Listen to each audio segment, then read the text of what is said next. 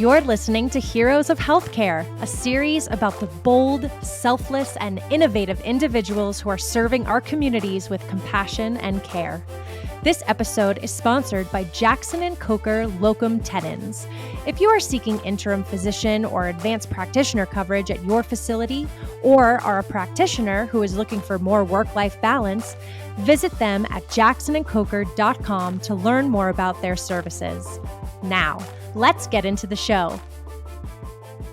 Welcome to the Heroes of Healthcare podcast. I'm your host, Tim Fisher. Today, we're joined by Ann Anderson, Executive Vice President of Jackson & Coker Locum Tenens. Ann has spent 36 years of her life in Locum Tenens and does an incredible job of explaining what locums is and why the industry exists. As past president of NALTO, the National Association of Locum Tenens Organizations, Ann has a very unique lens into how locums has evolved. We're thrilled to have her join us. Welcome to the show, Ann. Hi, Tim. It's good to be here. We appreciate you joining us today. I would start with, can you give us just an update on where you grew up and maybe how the way you grew up shaped your perspective and eventually got you into the healthcare industry? Yeah, absolutely. I grew up along the coast of Alabama on the water, very outdoorsy growing up. I am the youngest of three girls. So after the third one wasn't a boy, my dad just kind of decided I was going to be his hunting and fishing companion. So I grew up, like I said, very outdoorsy, hunting, fishing.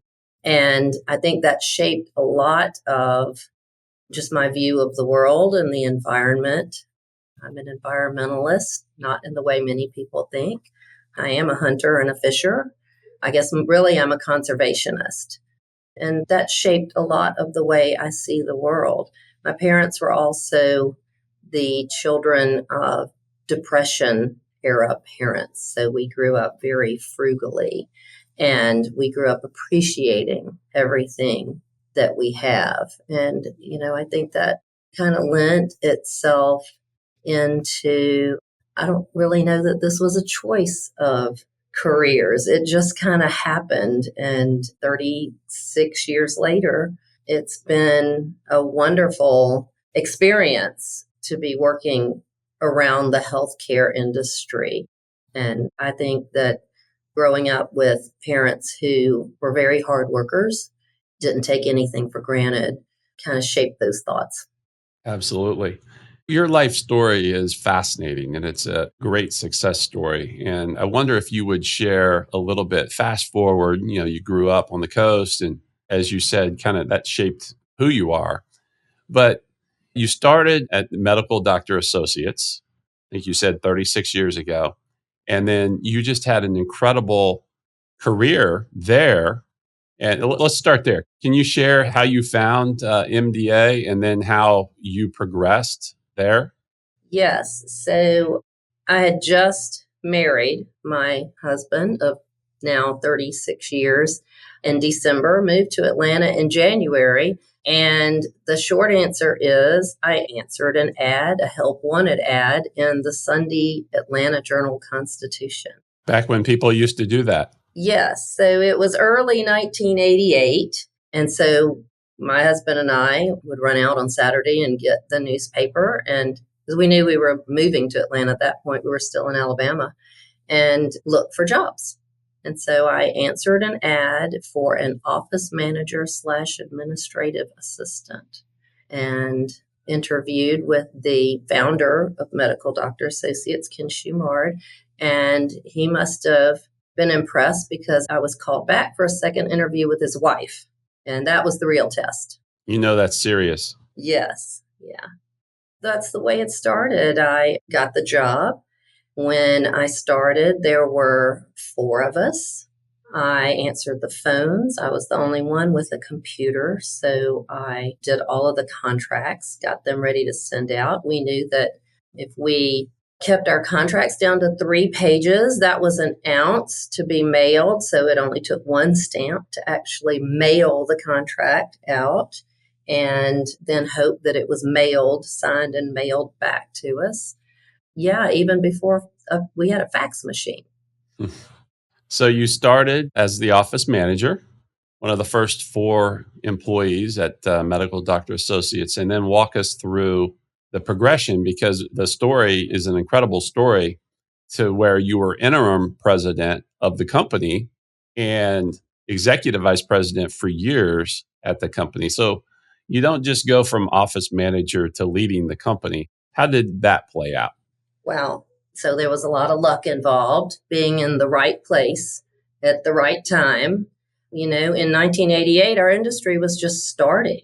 And in fact, I told people I feel like I've come home because the founder and the first few employees at Medical Doctor Associates, or MDA, were from Jackson and Coker. So MDA was a spinoff of Jackson and Coker. And there were only a few companies in the industry at the time, and they were either located in Salt Lake City or Atlanta. So we were brand new as an industry. So we were kind of making the rules up as we went along. And we were also growing very fast, every one of us, because the need was just newly recognized, really. I guess there was always a need for temporary healthcare providers, but all of a sudden there was an industry around it. And we were making ourselves known, and the clients were really reacting very positively. Back at that time, locums didn't have the greatest reputation because it was so unknown. Even back then, though, we were able to partner with some wonderful providers. A lot of them just had a heart for wanting to help, and they wanted to go to communities that needed the healthcare providers. So we were growing very quickly as a company and as an industry. And in the early 90s, there was a professional liability insurer. It's one of the things that we do. We are able to provide for the healthcare providers that we contract with is the professional liability insurance policy, because it allows them to cross state lines and practice in different locations that an individual policy wouldn't allow them to.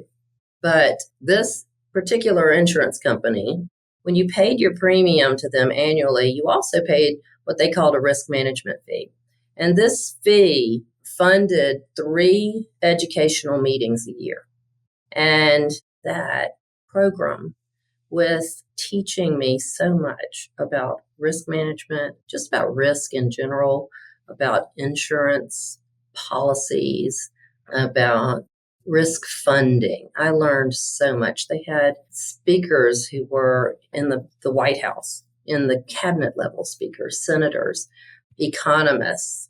And that was one of those, I was in the right industry at the right time. I just learned so much about what goes on at our client facilities, but also just in the background of healthcare.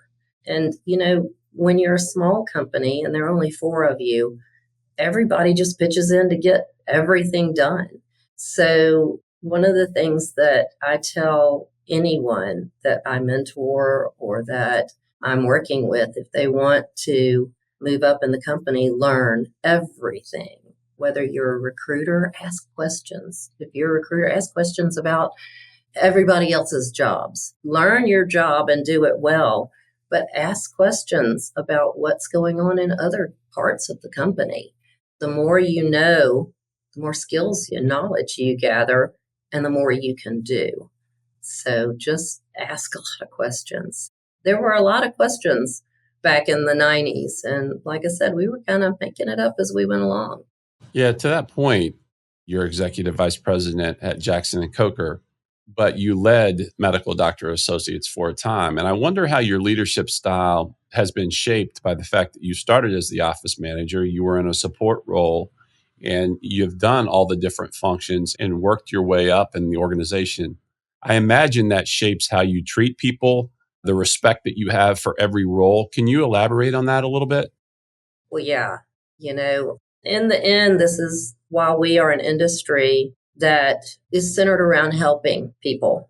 We're also sales organizations. And if you've ever worked in a sales organization, you know that there can be a little tension between the sales team and the support teams who, are there to support sales. And watching that, starting out on that support side and watching as we grew the different ways different people interacted, certainly gave me an appreciation for every single role in the company. And I've heard you say it before that, a doctor doesn't get to a community where they need him without every single person in our company doing what they need to do. That's for sure. And that's the truth. And I think that, starting on that support side and having the privilege of working so closely with our sales teams, especially as we were smaller, gave me an appreciation for every role. I bet. You can't do it without everybody pulling in the same direction. Yeah, I think a lot of times the salespeople are the client sales and the recruiters talking to the physicians that the companies partner with. They are the people up front, but without the people behind the scenes that are doing all the just incredibly important work, no one goes to work. And then you have patients not being seen. So I love that you experienced that journey and your appreciation for the people that you work with and every role, it just comes out. So that's pretty incredible. Our listeners may not know what the term locum tenens means. You've been doing locum tenens for 36 years, so you are a preeminent expert on locum tenens. First of all, share what locum tenens is, and then I want to elaborate a little bit on that. Okay. So because we work with physicians and physicians use a lot of Latin, locum tenens is a Latin phrase that means to stand in the place of. So literally, locum tenens physicians, especially when we started, were standing in the place of another physician. In the 36 years you've been in locum tenens, how has it changed from 1988 to 2024? Wow. In every way. Early in the days of the locum tenens industry, most of our coverage was vacation coverage, maternity coverage, not even that, because there weren't nearly as many female physicians as there are now. A lot of coverage for CME when physicians needed to take, time off to go do their CMEs. But over time, as our clients became more aware of our industry, they started partnering with us to help them actually develop new specialty lines in hospitals. For example, they may have wanted to try out a new surgical service, but weren't ready to commit fully. And so we would place 2 to 4 surgeons in to see how the demand was for them. And at the same time, then recruit permanent physicians for them as they grew the practice. It also became just more mainstream rather than just needing, occasional coverage. Now our clients use locums physicians as part of their staffing strategy to staff up during times, for example, flu season. And so they don't have to carry the burden of full-time payroll all year long, but then can flex up or flex down as they need it. So if I'm a physician and I'm listening to this podcast and I've never done locums before, why would you tell a physician that they need to consider doing locums? So I would give them several answers to that, depending on where they are in life. I think it's a great opportunity for new physicians just out of residency to try different places and different practice settings. This generation of physicians is much more interested in culture and in life balance than ever before, than the generations before them. And the culture is changing.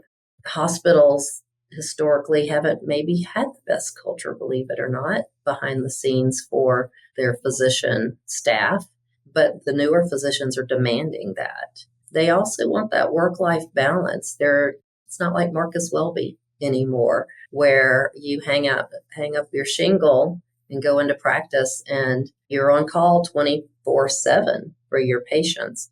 An interesting change that's happened just since I've been in the industry. Not a lot of people who have only been in it, let's say the last decade or so, realize this, but 30 years ago, there wasn't a hospitalist specialty. The community physicians took turns rotating and took hospital call. And over time, the community physicians said, no more. We need some balance in our lives as well. And so the hospitalist specialty came through that.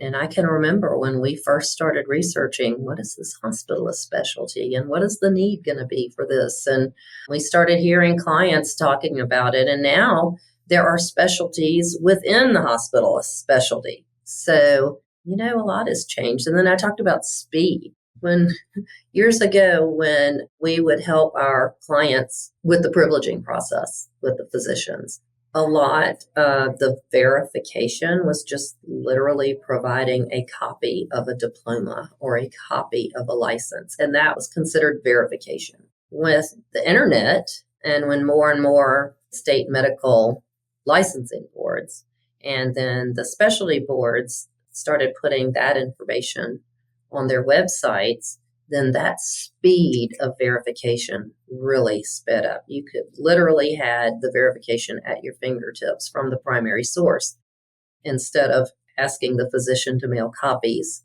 of their license or residency diploma to you. But at the same time, because there was so much access to information, the requirements became much greater. And now those privileging processes that we could get done sometimes almost overnight, because many of the facilities would grant locums privileges pretty quickly. They privilege even locums physicians to the same standard as their own staff physician, which is great, but it's also slowed things down. So, things are faster, and yet in some ways they're slower. The industry of locum tenens has changed a lot over 36 years. When you said that it was pretty much Salt Lake and Atlanta, there's an organization that represents the locum tenens firms who join that. And obviously that organization is called NALTO. You are a past president of NALTO. Can you share with everybody what NALTO is about, what the problem is that they're trying to solve why is there locum tenens in the first place? Why is there a need for these locum tenens physicians? Yeah, so NALTO, the National Association of Locum Tenens Organizations, was founded around the year 2000 here in Atlanta in a meeting literally at the airport. We had extended invitations to, I think there were around 20 different locums firms at the time. And if they weren't from Atlanta, they flew into Atlanta. And we held the first meeting there. And truly, at that time, what we were trying to address was a very hard insurance market. And malpractice premiums were going up 30 and 40% every year. And we were trying to find a way to make that more affordable, because eventually that cost gets passed along to our customer. So that was the original issue. But from that meeting, NALTO was formed, and NALTO created standards of practice that we all agreed that we would adhere to, so that our clients knew what to expect when contracting with a NALTO affiliated locums company. And now NALTO has grown where we're addressing national issues with independent contractor relationships. The providers that we work with are independent contractors. Locums companies aren't healthcare organizations. We don't have doctors on staff that we employ. We are laymen. So that we cannot supervise or tell the physicians how to practice medicine. So we can't employ them. We can't direct them or control them in any way. We are a matchmaker for clients who have a need for provider coverage and physicians and advanced practitioners who want to provide the coverage to communities that need them. So there is a push not only at the federal level, but also among several states to require really everybody to be employed.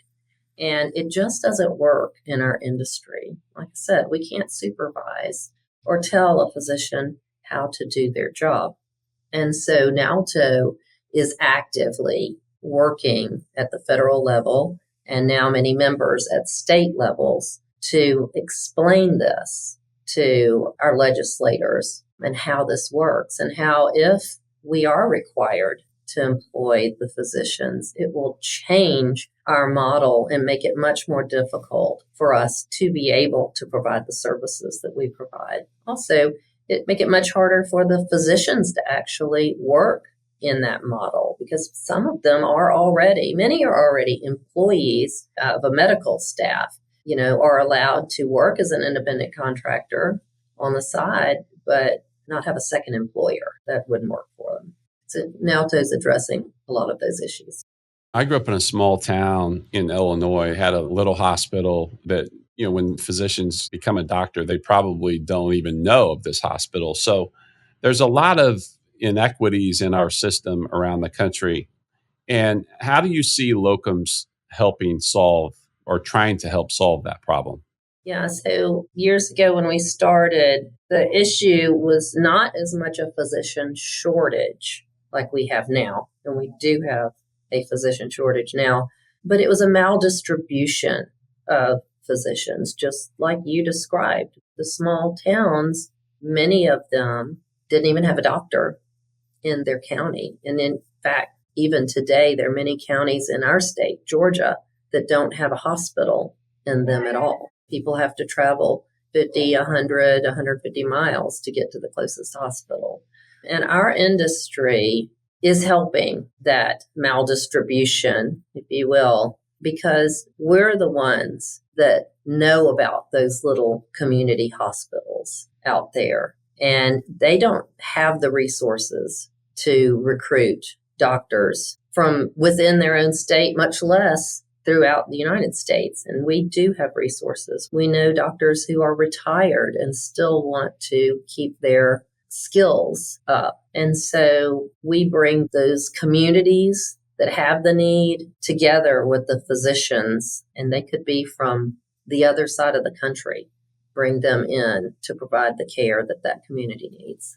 Yeah, it's really a fundamental part of what's going on in America right now, and getting good physicians and having quality care in areas that don't necessarily have as many physicians or have any physicians, to your point. It is a problem. And I think a lot of times we don't know that. If you live in Alpharetta, Georgia, or a metropolitan area, you think, well, you don't have access to physicians. How does that work? But a lot of people don't. No. So it's pretty interesting to learn more. And I think a lot of people have not heard of Locum Tenens. So thank you for elaborating on that. I figured it was a great person to ask, someone who's been doing it since 1988. So as we wrap up here, a couple of final questions. We always talk about purpose, and people are trying to find their purpose in their life. You had wrapped up your career at MDA, as you mentioned, and you decided to come out of retirement to work at Jackson & Coker and help Jackson & Coker. Can you share your why for doing that? Yes, I did retire, and it was not everything I expected it to be. And I had a friend that I was having lunch with during my retirement. I was probably a year into it. And she asked, do you miss it? Do you miss working? Do you miss anything? And I said, you know what? I miss helping people. I miss hearing our associates out on the floor with problems that I could walk up and solve and make their day easier. And I miss knowing I was part of something that was providing health care to people who otherwise would not have it without our industry. Retirement was great for about a year. And then I missed helping people. And I think that was my why. Well, that's a great why. And I think we are all driven by purpose. And it starts with going back to the initial question of how we were raised and where we were raised and the lens that you look at life through. But we appreciate you coming out of retirement and continuing to make a difference in the world. You have touched a lot of lives over your 36 years in this industry, and all of us that are in the industry appreciate everything you've done. So let's wrap up our time here with the question that is always asked on this podcast, and it's a simple one, but who is your hero? Wow. I have been blessed to work with a lot of people over the years that I admire very much for many different reasons. But I think my hero is my mother. My mother passed away a few years ago. She would have turned 97 just a couple of weeks ago. She was never encouraged to work outside the home. In fact, she was discouraged. Like I said, she was a child. She was a World War II bride. And even though she never worked outside of the home, she was sure that she wanted her 3 daughters to be prepared to do that if we chose to. So she made sure that we all went to school and graduated and got college degrees. And, in some ways, I think she lived a little vicariously through us, because I think she really did want to work outside the home some. But she always encouraged all 3 of us to do what we wanted to do and to follow our heart and to do it well. Well, what an example she set for you. And I think it's fair to say that she would be very proud if she saw you sitting here today. So, Ann Anderson, thank you for being on Heroes of Healthcare. Thank you. It's been my pleasure. You've been listening to Heroes of Healthcare. If you enjoyed today's episode, please tell a friend or leave us a review wherever you get your podcasts. You can also visit us at www.heroesofhealthcarepodcast.com for more information or to listen to past episodes.